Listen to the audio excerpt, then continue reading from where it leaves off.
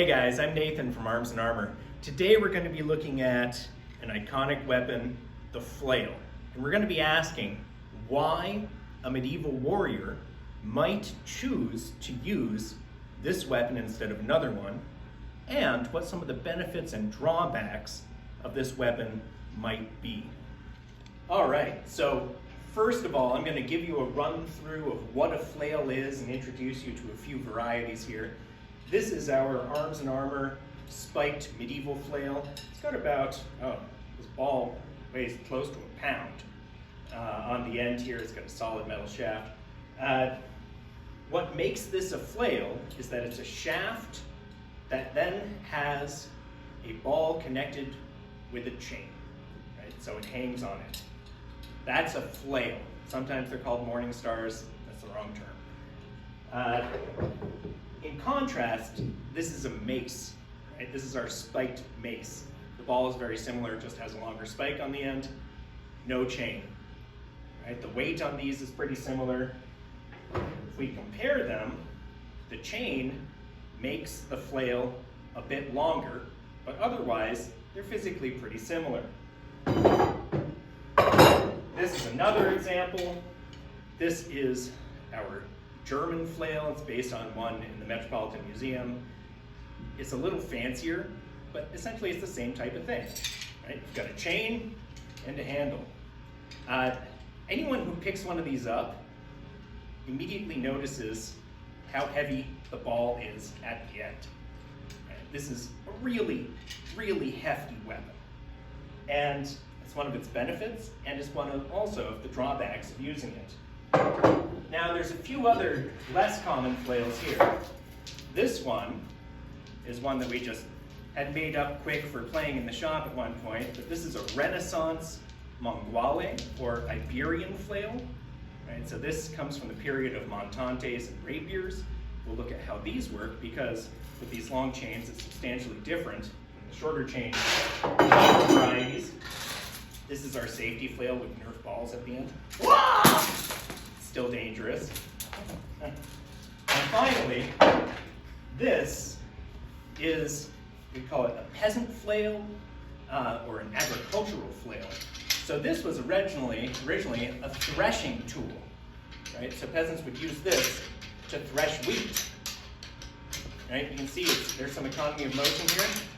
Turns out, if you call up your peasants, they bring the weapons they have to use in war, and this was a common peasant's weapon along with bill hooks, scythes, and things like that.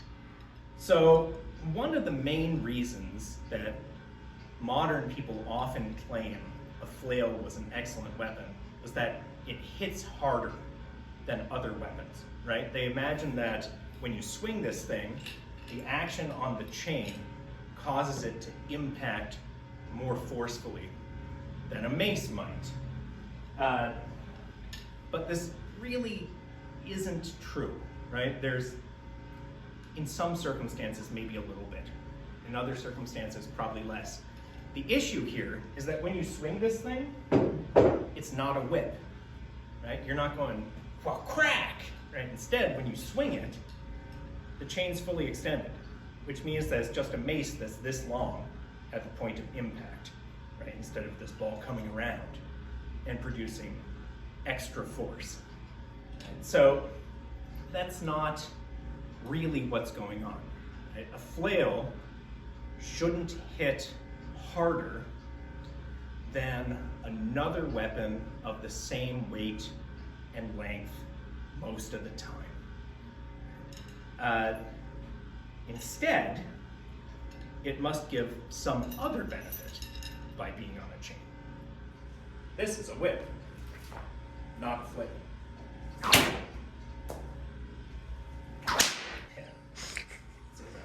Now, the reason a whip cracks like that is because when you're swinging it, right, it's coming around and then the tail end is flinging out, right? So that's actually breaking the speed of sound apparently out there, right? This whip does use physics to go way faster at the end than it could if you were just swinging it around, right? But a flail is not a whip. A flail doesn't work like that. And if you're trying to use a flail like that, you're going to hit yourself in the back of the head. Now, another benefit of a flail is if you hit something really hard, and that thing doesn't have really advanced physics like a sword, right? You're not going to have any rebound from the flail, right? So I'm going to, with this mace, clobber that board, and it's kind of like hitting a tree with a baseball bat. It's not real pleasant. Another reason you might use a flail is also related to status, right? High status knights wanted to look cool, but most flails that were in use during the medieval period were actually altered agricultural tools that were used by peasants, right? So this flail here is a modified agricultural tool, right? It normally would have a lighter threshing end on it, but any peasant worth their salt would be fully capable of putting a heavier stick on here if they had to go to war, right? Or the village blacksmith could help you out. So these were way more common than the high prestige flails. Now, this really operates a lot like this quarterstaff. You see they're about the same size. The flail's a little heavier because of this bigger piece of wood on the end, but the way they were utilized is probably pretty similar. And you could use either one. The flail might have some advantages in hitting people who were coming up perhaps over a wall, right? Something like that. It's a little bit harder to parry, which you'll see here in a minute, but if you swing it, you kind of can swing around in an attempt to block it. And occasionally they put nails and spikes through these things to make them a bit more vicious. Another reason you might use a flail is context, right? So this Iberian flail or manguale is really a civilian weapon often, which sounds kind of weird, right? But this is essentially a street clearer, right? It's the equivalent of like modern police with shotguns full of beanbags or rubber bullets or whatever, right? It's for keeping a bunch of people away from you, and it's terrifying. This one's especially dangerous if you don't know how to use it because the chains are long enough that if I stop here, they'll kill me or break my hands or whatever. You can't swing this and stop. In fact, the main place that we see representations of these flails is in fighting manuals on the use of the montante or spadone, which is a really large Renaissance sword, like this one, right?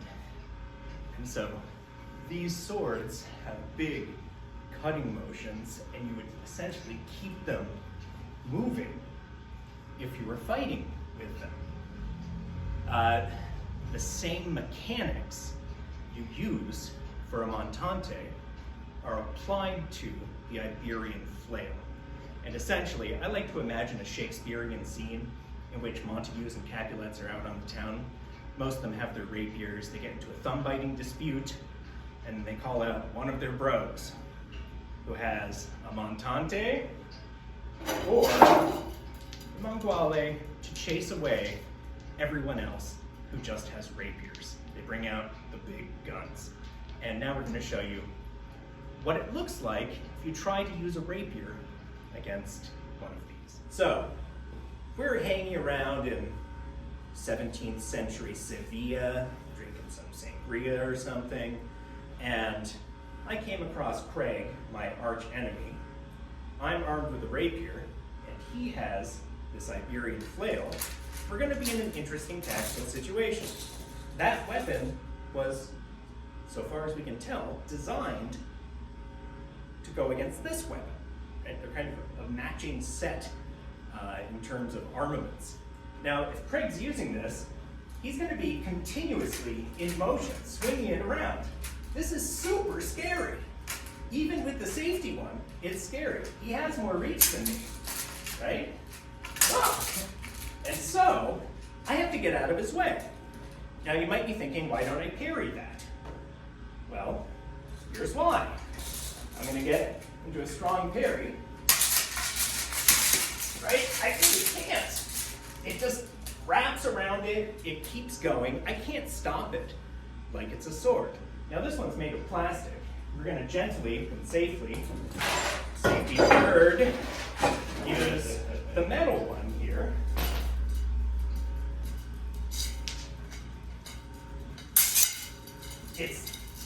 I'm not getting in there. I can't stop that. If he just keeps swinging, it's just gonna keep moving, right? At best, it just pushes my sword out of the way.